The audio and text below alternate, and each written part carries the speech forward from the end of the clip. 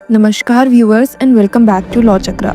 जैसे कि अभी हम देख पा रहे हैं कि सुप्रीम कोर्ट का यह हफ्ता इलेक्शन से जुड़ी पिटीशन से भरा होने वाला है। आपको याद ही होगा कि सुप्रीम कोर्ट 12 फरवरी यानी कि वेडनेसडे से एक बहुत ही इम्पोर्टेंट हियरिंग पर सुनवाई करने वाला है और ये मामला कुछ और नहीं बल्कि chief election commissioner and other election commissioners act 2023 के कुछ प्रोविजंस को चैलेंज करता है। आपको बता दूं कि ये हियरिंग और भी ज्यादा इसलिए भी दिलचस्प रहेंगी क्योंकि 19 फरवरी को chief election commissioner Rajiv Kumar retire होने वाले हैं। अब इनकी रिटायरमेंट के बाद कौन अगला चीफ इलेक्शन कमिश्नर बनेगा, इसका फैसला भी इस हियरिंग पर निर्भर करता है। अगर सुप्रीम कोर्ट ने एक्ट के चैलेंज प्रोविजंस को वैलिड माना तो अगला चीफ इलेक्शन कमिश्नर चुनने की power prime minister, leader of opposition और एक यूनियन कैबिनेट मिनिस्टर के हाथ में होगी, जो कि अपने डिस्क्रिशन से किसी को भी चीफ इलेक्शन कमिश्नर की पोस्ट के लिए रिकमेंड कर सकते हैं। और अगर सुप्रीम कोर्ट इन चैलेंज प्रोविजंस को इनवैलिड मानता है तो as per Supreme Court judgment of March 2, 2023 इस सिलेक्शन प्रोसेस में यूनियन कैबिनेट की जगह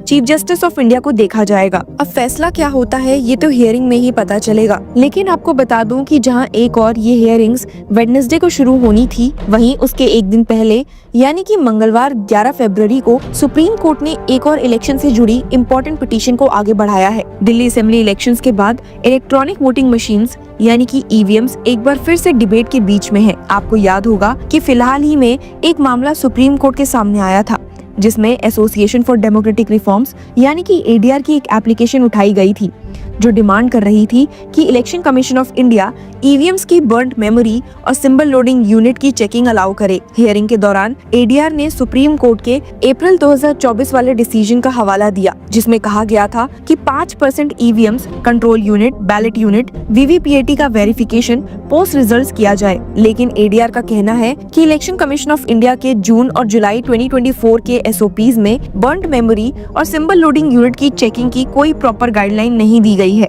एडीआर का और भी बड़ा आरोप ये है कि election commission of India verification के नाम पर सिर्फ एक मॉक पोल करवा रही है जो असल वोटिंग डाटा या मशीन के हार्डवेयर या सॉफ्टवेयर की चेकिंग नहीं करता। एडवोकेट प्रशांत भूषण ने सुप्रीम कोर्ट में आर्ग्यू किया है that what we want is that somebody should examine the software and hardware of EVM to see whether they have any element of manipulations or not।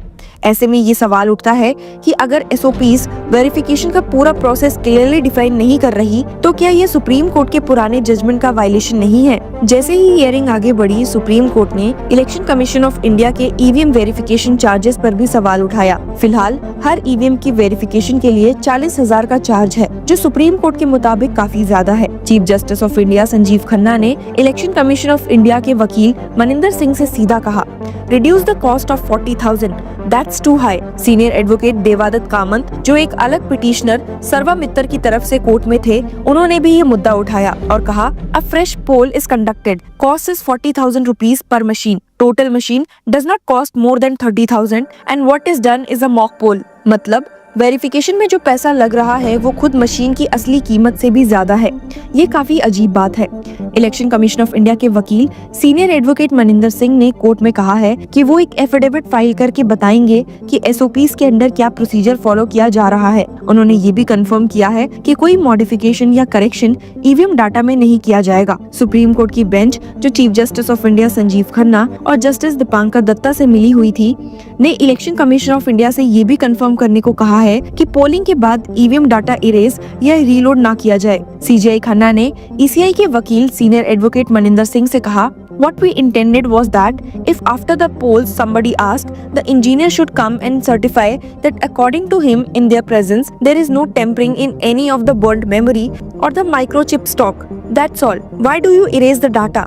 Court ने ये भी कहा कि verification सिर्फ एक इंजीनियर के द्वारा होनी चाहिए जो ईवीएम मैन्युफैक्चरिंग कंपनी से हो। मतलब ये है कि इलेक्शन कमीशन ऑफ इंडिया का अब तक का वेरिफिकेशन प्रोसेस जुडिशियल स्क्रूटनी के अंडर आ चुका है। सुप्रीम कोर्ट ने इलेक्शन कमीशन ऑफ इंडिया को कहा है कि वो एक एफिडेविट फाइल करे और बताए कि ईवीएम वेरिफिकेशन के लिए क्या स्टैंडर्ड ऑपरेटिंग प्रोसीजर्स यानी कि एसओपीज अडॉप्ट किए गए हैं। कोर्ट ने इलेक्शन कमीशन ऑफ इंडिया से एफिडेविट मांगने के साथ साथ ये भी रिकॉर्ड किया that mister Singh states that they will clarify the position by filing a short affidavit explaining the procedure adopted by them.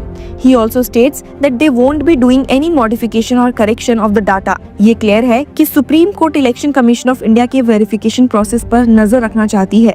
और किसी भी तरह के डाटा मैनिपुलेशन को रोकने के लिए सीरियस है। ऐसी ही एक और पिटीशन में हरियाणा के फॉर्मर मिनिस्टर करण सिंह दलाल और लखन कुमार सिंगला ने भी ईवीएम वेरिफिकेशन की डिमांड की थी, लेकिन सुप्रीम कोर्ट ने उनकी पिटीशन एंटरटेन करने से मना कर दिया था। कोर्ट का कहना था कि पहले भी वो ये पिटीशन फाइल कर चुके हैं जो बिना लिबर्टी के लिए विड्रॉ कर ली गई थी, इसी वजह से नई पिटीशन मेंटेनेबल नहीं है। आपको बता दो कि इस प्रेजेंट पिटीशन में एसोसिएशन फॉर डेमोक्रेटिक रिफॉर्म ने सुप्रीम कोर्ट से 3 मांगे रखी हैं। पहली, EVM burned memory micro controller की चेकिंग और वेरिफिकेशन सुप्रीम कोर्ट के अप्रैल 2024 वाले जजमेंट के अकॉर्डिंग हो। दूसरा, सिंबल लोडिंग यूनिट यानी कि SLU को भी ईवीएम इंफ्रास्ट्रक्चर के एक पार्ट के रूप में वेरीफाई किया जाए। तीसरा, जिस ईवीएम का वेरिफिकेशन पेंडिंग हो उसके डाटा को डिलीट ना किया जाए। सुप्रीम कोर्ट का ये स्टांस यही दिखाता है कि ईवीएम वेरिफिकेशन पर जो भी प्रोसेस फॉलो हो रहा है उसमें ट्रांसपेरेंसी होनी चाहिए। अगर ADR का कहना है कि बर्न्ड मेमोरी या माइक्रो कंट्रोलर का वेरिफिकेशन नहीं हो रहा तो इलेक्शन कमीशन ऑफ इंडिया को इस पर क्लैरिटी देनी पड़ेगी।